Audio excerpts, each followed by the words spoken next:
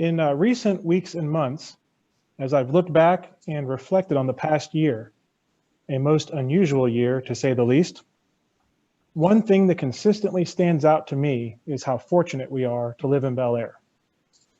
Sure, we've got our share of problems like everywhere else, but something I submit we can take from the experience that was 2020 is a renewed appreciation and gratitude for our many blessings and for each other, and a sharpened focus on what really matters.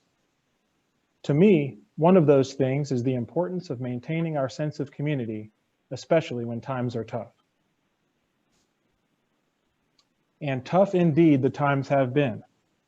When I last stood before you to deliver the State of the City a year ago, from the podium in person, and not just my voice coming through on your TV screen, none of us would have foreseen all that was to come. Obviously, this past year has been dominated by the pandemic, including not only the public health impacts, but the resulting economic devastation as well.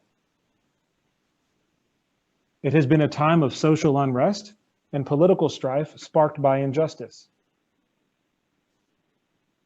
Not to mention a time of rather astonishing threats to some of our most fundamental institutions and a breakdown of societal norms, which aside from their more immediate implications also illustrate the sheer depth of our divisions and a widespread lack of trust in those fundamental institutions. No, we're not going to solve all of America's problems on our own from here in Bellaire, Texas. But in the midst of all these challenges that are beyond our control, your local government has been here for you, taking care of what is within our control, doing our part by maintaining the essential city services on which we all rely, and which have given us some measure of stability, even as we're surrounded by chaos. We have much to be thankful for, and the robust state of our city is largely owing to our dedicated and resilient professional city staff, many of whom quietly go about their jobs, working in the background, driven by their commitment to public service and to the people of Bellaire. With our appreciation for them in mind, in this year's State of the City, I'm pleased to share with you some of the highlights of our activities and accomplishments in facing all of the many challenges of late. Naturally, we start with the impacts of COVID-19 and our response. We'll look at what it has meant for our finances, now and moving forward. And then I'll talk a bit about my hope that we, along with the rest of our country, can find ways to come together as a community in 2021, and about the theme I've introduced for the year, One Bellaire, with that as our goal.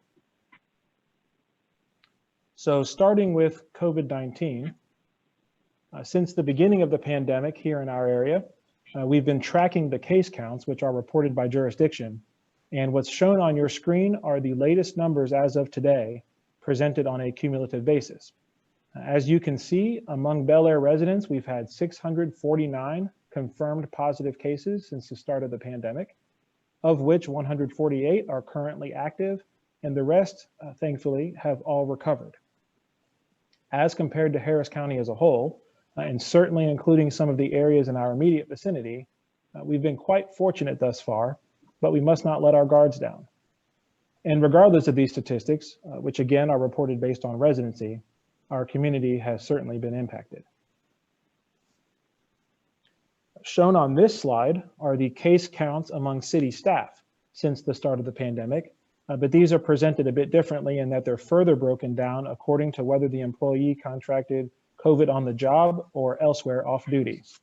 Adding all of these up, we've had 33 confirmed positive cases among our staff, of which 2 remain active today, and the rest have all, again, thankfully, recovered. Those shown in green, a total of 7 cases, were from on-the-job exposures. Without getting too specific for obvious reasons, of those 7 on-the-job exposures, 6 of them involved public-facing roles for which in-person interaction is for the most part unavoidable, like, for example, public safety personnel responding to a COVID-positive accident scene might result in exposure, notwithstanding their diligent use of PPE and other precautions. And the other one of those 7 was a coworker to coworker exposure. We've been operating under a local state of disaster for public health emergency since March of last year, And so our Emergency Operations Center has been continuously activated since that time. But it has not been business as usual in the EOC since even the response itself looks different with all the COVID-19 protocols in place. For example, many of the EOC functions are being performed remotely, and when meetings are necessary, they're often held outside the EOC to allow for social distancing. Of course, the threat of severe weather doesn't go away just because we're in a pandemic, and quite befitting of 2020, it was a record-setting Atlantic hurricane season. With the EOC already activated in response to COVID-19, we had dual activations during Hurricanes Laura and Delta. And even when the EOC is not ultimately activated, there are still preparations and monitoring activities anytime a severe weather system might be headed our way, as was the case with several other storms that potentially threatened our area, including Hannah, Marco, and Beta, in addition to Laura and Delta. We got lucky and dodged the worst of it, but either way, we were ready. We're usually quick to think of our first responders in fire and police, who along with public works crews are most visible out in the field during an event. But sometimes overlooked are all of the city staff from other departments who fill the various roles in our emergency response command structure. They've all been a part of this continuous activation too, and have done an admirable job keeping up with regular daily operations in addition to their EOC duties. By now, we've all grown accustomed to the protective measures shown on the screen. Like any other employer, the city has had to implement these health and safety procedures in providing a safe workplace and for visitors to city facilities as well. At the outset of my remarks, I acknowledged our dedicated and resilient professional city staff who have consistently been there for us throughout these tough times and have really stepped up their game to ensure there's no disruption in the essential city services we all depend on. I'm proud to share with you some of the highlights from several of our departments. Public works services are always essential, but keep in mind that with many of our families working and learning from home, the demand on these services has only increased over the past year. The sheer volume of material left out at the curb, for example, as was also noted in the annual report of the Environmental Sustainability Board earlier this evening, has made for some extended work days for our solid waste and recycling crews. But they're out there, and you've seen them out there, doing what it takes to get the job done. And I know they really appreciate your patience and understanding on those occasions when it might have taken them just a bit longer to complete their routes.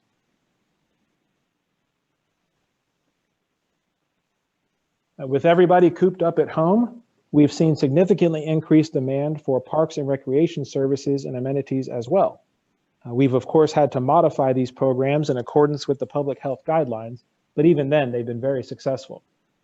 Camp Paseo, for example, even at a reduced enrollment capacity, was a welcome respite for the kids while also providing a practical childcare solution for their families, including many who are employed in healthcare and other essential services sectors.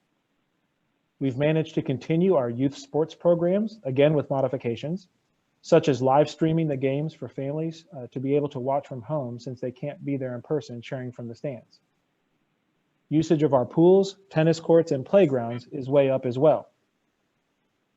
Also highlighted on this slide is our award-winning sanitization system that we devised in-house in response to our new normal during COVID. Our staff put their heads together and came up with a way to address this need without having to outsource it, saving taxpayer dollars and staff time in the process, which has also proven beneficial on the facilities side of what they do beyond Parks and Rec. Even with the building closed, the library hasn't skipped a beat. Curbside pickup is now just part of the routine. And when the weather's been nice, we've also been hosting outdoor pop-up libraries with a selection of books to replicate the experience of browsing the shelves as you would inside. Weekly story times for young children have moved online, and our popular library craft activities are now being offered as kits for families to do at home. As a quick aside, I also want to recognize and congratulate our library staff on having once again earned the Achievement of Excellence in Libraries Award, as they have each year for the past several years now. Of the 568 public library systems in Texas, ours is one of only 56 to have earned the award this year, which puts us in some pretty elite company. Across the street at the Police and Municipal Court building, we've likewise had to adapt our practices and procedures in response to COVID, and have done so without any interruptions in service. For obvious reasons, managing a police force during a pandemic presents particular challenges from a staffing perspective, and so our officers and command staff are taking extra precautions, including from the time a call first comes in. Municipal court is currently all virtual, and that's by order of the Texas Supreme Court and the Office of Court Administration. We've likewise maintained fire and EMS services without interruption. Chief Tittle, as you know, serves as our emergency management coordinator and has been at the forefront of the city's response and in close and regular communication with state and county public health officials.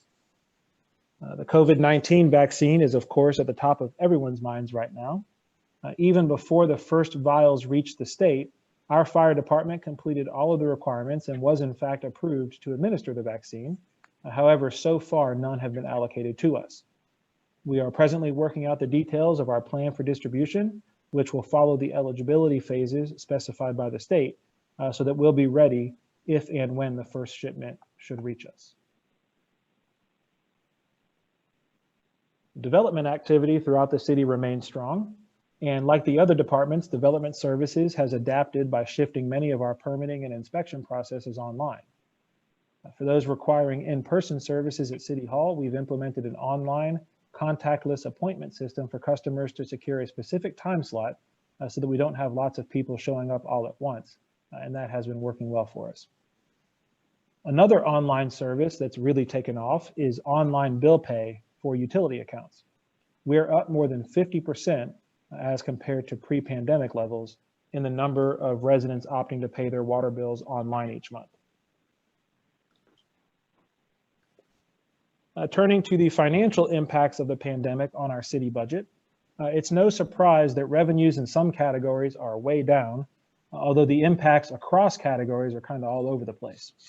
For example, as you can see on this slide, looking at 2020 actuals relative to budget, swimming pool revenues were down 80%, but for tennis courts were up 321%.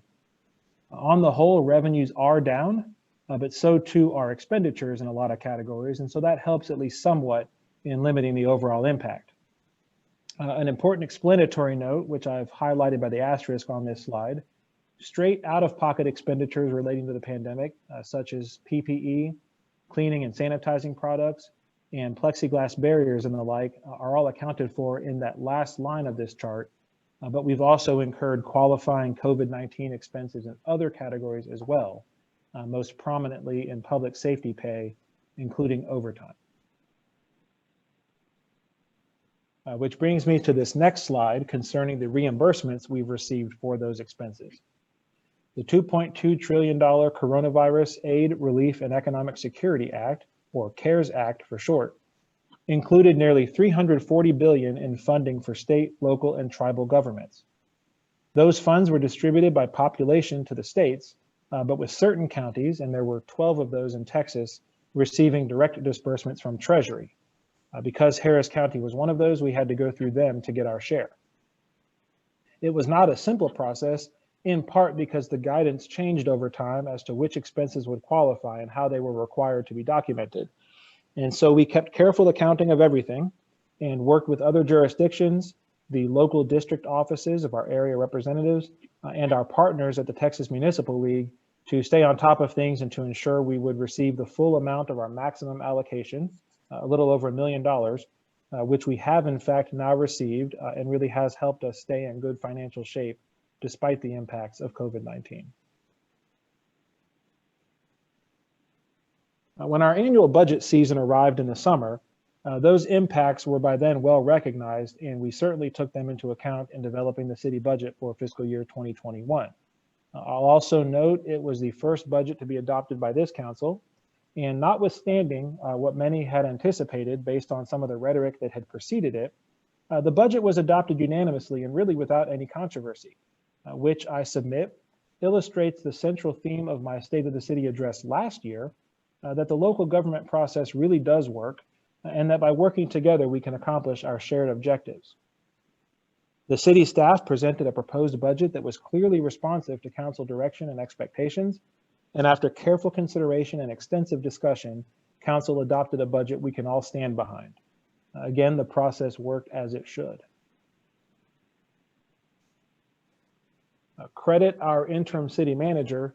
The proposed budget he brought forward to city council in July exceeded our expectations and the parameters he'd been given, cutting taxes rather than simply keeping them flat.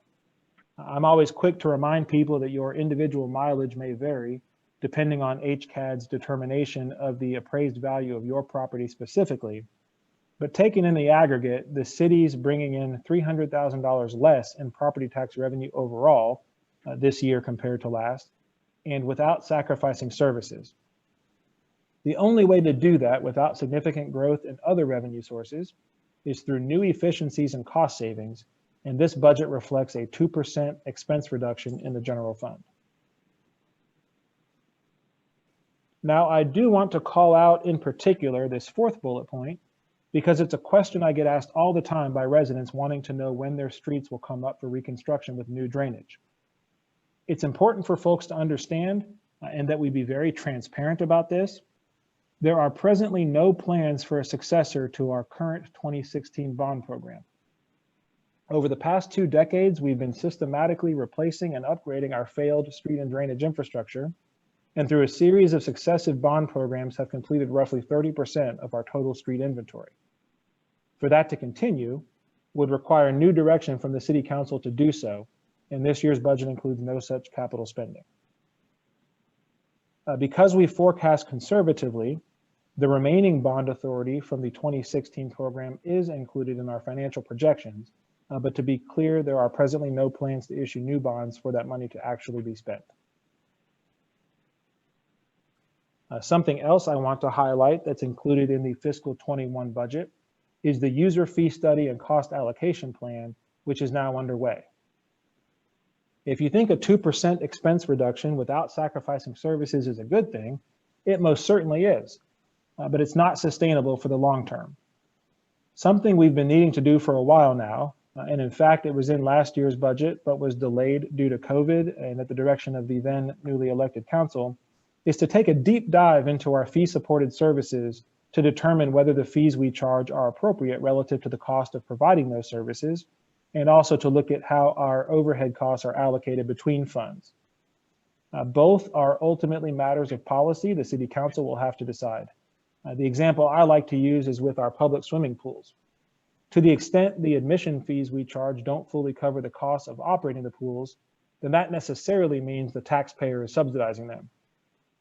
As a matter of policy, we recognize that even for those residents who don't use the pools, there's a benefit to having them in terms of quality of life in the city, which incidentally is reflected in our property values. But how much that benefit is worth, how much should be subsidized, is a policy question for council. Without hard data that fully captures all of our costs in providing the service, we cannot make an informed decision. The same thing with the cost allocation plan and the relationship between utility rates and property taxes. We should have the results of this study in time for the development of next year's budget, and will present to council recommendations for incorporating its findings. A final point worth mentioning is that among the deliverables we'll get from this study is a proprietary tool that will allow us to keep the model updated over time and to maintain it in-house going forward. This has been a popular slide in my past State of the City presentations, and so we've once again updated it and included it this year. I'm not going to go into each of these buckets individually, but the point is to illustrate, more or less to scale, the various categories that make up our sources and uses. Please note in looking at the totals, both the general fund and debt service fund are being shown here together. What this slide also shows is that our budget is structurally balanced, meaning that we do not rely on non-recurring revenues to support our recurring expenses. This slide is unchanged from last year and shows that 65% of our general fund revenues come from property taxes which is to be expected given our predominantly residential character. It also helps explain why, as I discussed earlier, we are faring comparatively well through the financial impacts of COVID-19. That 65% represents a fairly stable base and a reliable source of revenue. Cities across the country that rely more heavily on sales taxes and commercial activity are feeling the effects quite differently than we are. This slide too is largely unchanged, again reflective of our predominantly residential character. In past years, I've used it to describe the relationship between an underdeveloped and undervalued commercial sector relative to the portion of the burden of funding city services that's borne by residential taxpayers. But this year, as residential taxpayers, we'll also see the greater portion of the benefit of our general fund expense reduction and associated tax cut. We're still near the top of the list among our comparator communities in our reliance on property taxes, again, reflective of our residential character. And since this is my first slide tonight that presents Bellaire in comparison to these other cities, I'll refer you to the accompanying State of the City report, which is being published on the city website for a discussion of how these comparators were selected. The inverse, as you'd expect, although there is some variation among the cities on this list, is that we rank on the lower end in our percentage of revenues derived from sales taxes. When you get your tax bill each year, don't forget the city is just one of a number of taxing entities that collect from us each year. The school district takes nearly half, while the city of Bellaire's portion is just a little under 20%. Once again, your mileage may vary depending on your specific circumstances, but shown here on this slide is the property tax breakdown for a home at the average taxable value in 2020, assuming the homestead exemption but no others, such as the over 65 exception. And looking back to our list of comparator communities, we see that we compare quite favorably with respect to our overall city property tax burden. And that holds true in comparison to the state average as well. The rate shown is our total tax rate. Of that 44.73 cents, 15.58, or about a third, goes to debt service. Our debt, expressed in relation to population, does indeed put us at the upper end. However, that tells only part of the story, in that debt per capita does not take into account our overall debt capacity and affordability as shown on this slide. We're very fortunate to enjoy a strong and stable tax-based valuation. And notwithstanding our relatively high debt per capita, it's that tax-based valuation that goes a long way in preserving our AAA bond rating. And again, puts our total tax rate, including the amount necessary to service our debt, below the state average. The bond raters also recognize the uses that drive our debt. Obviously, we don't borrow just for the sake of borrowing. Our debt level is largely driven by our having deferred over many decades, dealing with our aging World War II era street and drainage infrastructure until starting around the year 2000 with the Bellaire Millennium Renewal Bond Program, followed by Rebuild Bellaire in 2005 and Bonds for Better Bellaire in 2016. Coming in a distant second, the 17% of our outstanding indebtedness identified as municipal facilities includes not only the City Hall and Civic Center and police and municipal court buildings most recently completed, but also the fire station, library renovations, and the Bellaire Town Square Family Aquatic Center. Note also that not all of our debt is supported by property taxes. The 15% and 9% shown as water and wastewater we pay for on our utility bills. We're proud we continue to be recognized for our financial transparency by the Government Finance Officers Association with their Certificate of Achievement for Excellence in Financial Reporting and the Distinguished Budget Presentation Award, which only 4% of cities nationwide have earned. But we're not stopping there. Taking our commitment to financial transparency still further, this year we've developed and published the first of several pages in the new CRAFT, which stands for City Reporting and Financial Transparency, section on our city website. As you can see, the traditional finances page has been completed and is now live online, and we've submitted it to the Texas Comptroller's Transparency Star program for review. The other topics still in development but coming soon include pages dedicated to debt obligations, contracts and procurement, economic development, and public pensions. This craft information can be accessed by clicking on the Our Government drop-down on the city website. The Transparency Star program recognizes local governments for going above and beyond in their transparency efforts and identifies those 5 topical areas for cities to really open their books and provide clear and meaningful financial information by not only posting their traditional financial documents, but also through the use of summaries, visualizations, downloadable data, and other relevant information. Turning to our CIP, I made it a point earlier to emphasize, given the level of interest in this subject, that there are presently no plans for any future bond programs for continued street and drainage improvements. But we do have 5 streets remaining in what will be the final phase of our Bonds for Better Bellaire 2016 bond program. Those streets would have already been completed by now, but you'll recall these projects were put on hold when they qualified for and we were awarded CDBG disaster recovery grants totaling $4.35 million to help pay for them. Our 2015 grant allocation will partially fund the Cynthia Street improvements, and our 2017 allocation will go toward the other 4 on the list. Because they're funded separately and those grants are administered separately, we presently anticipate construction to begin on Cynthia around March or April, and on the other streets by around August, once they all clear the environmental review process as required by the grant program. As with all of the other streets in this bond program, as was the case in the Rebuild Bellaire program that preceded it, these projects will be designed with sidewalks on one side of the street, but which sidewalks will be subject to removal by council through the opt-out petition process. Proposition A, which was passed by the voters this past November, does not change that, as it simply prescribes a different method of communicating to the residents on these blocks the information that in the past would have been presented and disseminated through neighborhood meetings in advance of each project.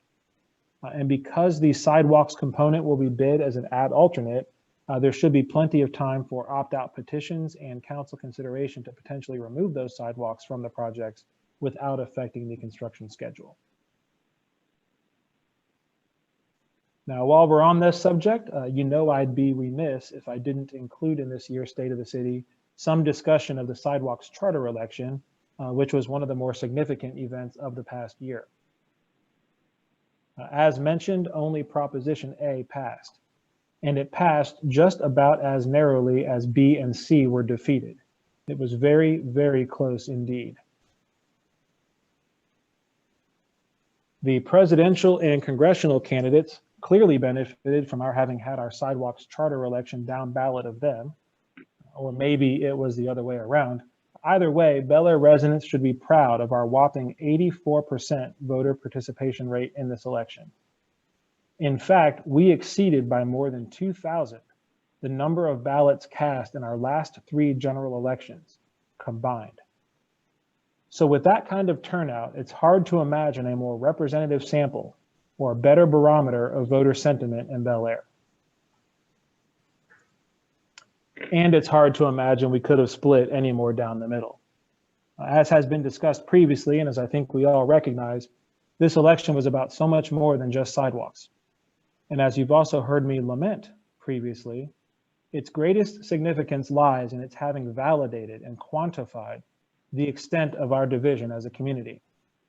And I'm really not even talking so much about the incredibly close outcome of the election, the narrow margins shown on your screen, but rather the way in which we witnessed our neighbors turning against each other in what became an intensely personal and sometimes even nasty campaign leading up to the election. And sadly, this is just the latest in a series of examples demonstrating how polarized we've allowed ourselves to become.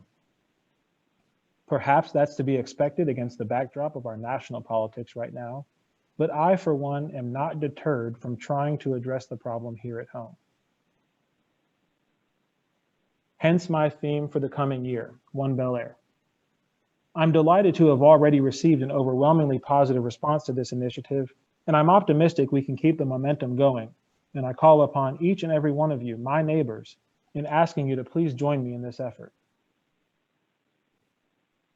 In my announcement of One Bellaire last month, I gave some suggestions of what it might look like and some fun community building events the city hopes to provide over the coming year, subject, of course, to the COVID-19 situation at any given time and in accordance with all the public health guidelines. But even if we're not able to have as many of these in-person events as we'd like to in 2021, there's also a virtual component to One Bellaire. Those of you who know me best are aware that I'm not particularly social media savvy, but I did get my elementary school age kids to teach me about the hashtag, and the point here is that I hope you'll use it. And beyond those suggestions and events I've listed, you're expressly encouraged to come up with your own ideas. I've been excited to hear about some of the things Bellaire residents have been coming up with. And even the city staff are getting in on it, such as by participating in a recent project to make one of the recipes out of Bellaire's own historical cookbook and then posting pictures of themselves cooking and enjoying the recipes with their families. The most important thing about One Bellaire is that it belongs to all of us. And again, the point is to share. I'll conclude where I began tonight in recognizing the importance of community in tough times. We have a lot to be proud of and thankful for, even despite, or perhaps especially because of, all the difficult challenges we faced this past year and continue to endure. We are all in this together, and I, for one, am grateful for each and every one of you and for the opportunity to serve our wonderful community. All things considered in these tough times, the state of the city is pretty good. Thank you for joining us this evening.